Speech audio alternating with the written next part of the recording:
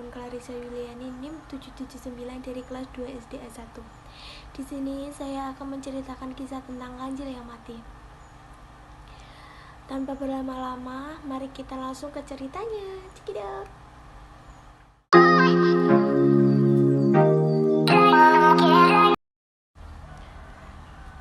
Pada suatu hari, penduduk lereng Gunung Merapi cemas karena puncak gunung itu mengeluarkan awan panas.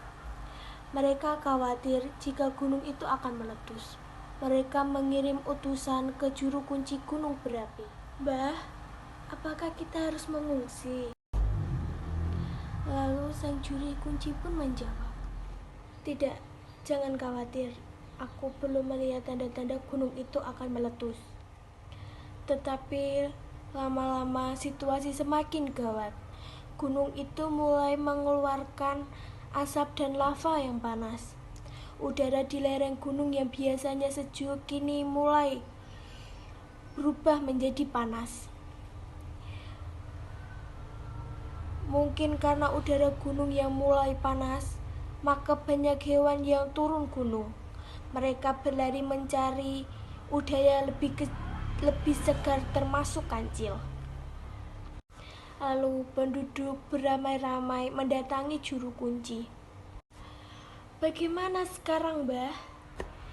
"Ya, kalian boleh mengungsi ke tempat yang aman, walaupun sebenarnya gunung itu hanya mengeluarkan letusan-letusan kecil." Maka penduduk mulai mengungsi turun dari gunung yang mulai menampakkan kemurkaannya. Hewan-hewan di sekitar gunung juga gerah. Mereka tak betah udara panas, termasuk kancil yang ingin menyelamatkan diri dari lahar panas. Kancil terus berjalan menjauhi gunung, hingga tak terasa ia masuk ke perkampungan penduduk. Kebetulan ada anak kecil yang mengetahui kedatangan kancil. "Pak, lihat, sepertinya itu kancil. Yuk kita tangkap." Anak kecil itu mengajak kawan-kawannya untuk menangkap kancil.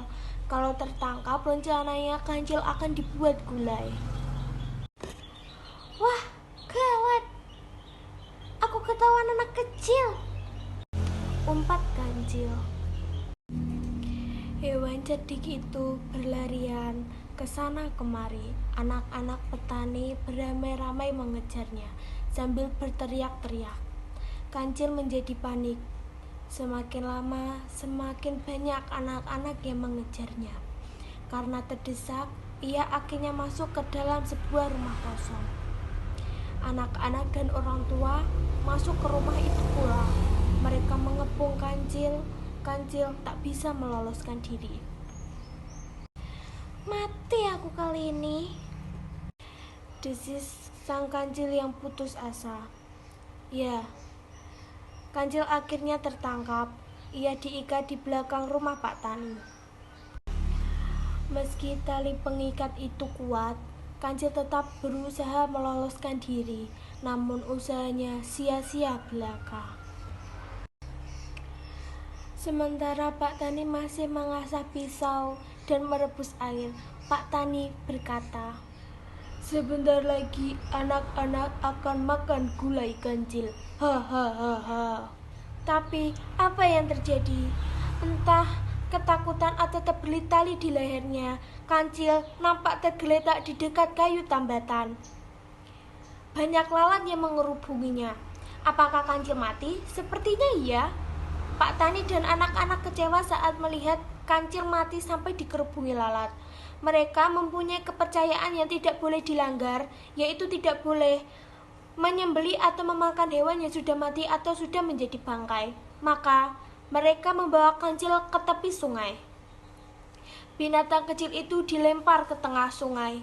Anak-anak yang ikut membuang bangkai kancil itu banyak yang menggerutu.